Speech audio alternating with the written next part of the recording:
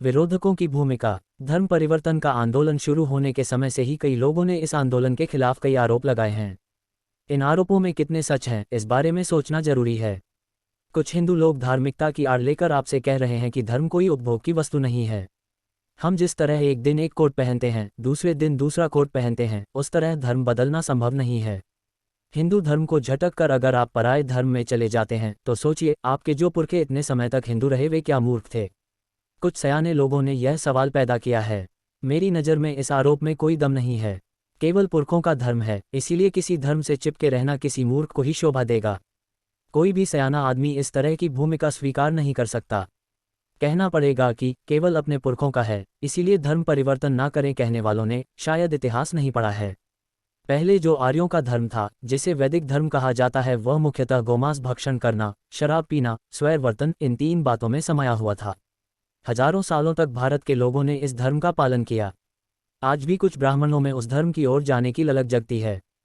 केवल पुरखों के धर्म का ही पालन करना हो तो भारत के लोगों ने वैदिक धर्म छोड़कर बौद्ध धर्म क्यों स्वीकार किया? वैदिक धर्म छोड़कर उन्होंने जैन धर्म को स्वीकार क्यों किया?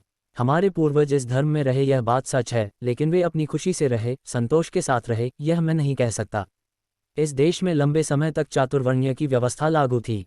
इस चातुर्वर्ण्य के ब्राह्मण शिक्षा लेते, क्षत्रिय लोग लदायां लेते, वैश्य रुपया कमाते और शूद्र सबकी सेवा करते, और इस तरह के नियमों में बंधी जिंदगी चलती रही।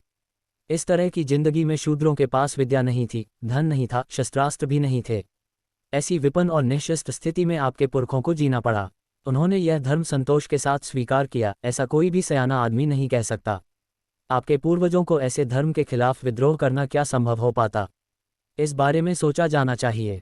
विद्रोह करना संभव होते हुए भी अगर वे विद्रोह किए बिना इस धर्म में बने रहते तो कहा जा सकता है कि उन्होंने यह धर्म खुद संतोष के साथ स्वीकारा था। लेकिन वास्तविकता देखें तो पता चलता है कि वे निरुपाय थे, इसीलिए उन्हें इस धर्म में रहना पड़ा। यह निर्विवाद सत्य है। इस दृष्टि से देखा जाए तो हिंदू धर्म हमारे पूर्वजों का धर्म न होकर उन पर जबरदस्ती लादी गई गुलामी थी, ऐसा कहा जा सकता है। उस गुलामी से अपने आप को मुक्त कराने के साधन उनके पास नहीं थे, इसीलिए उस गुलामी के खिलाफ वे जंग नहीं पुकार सके।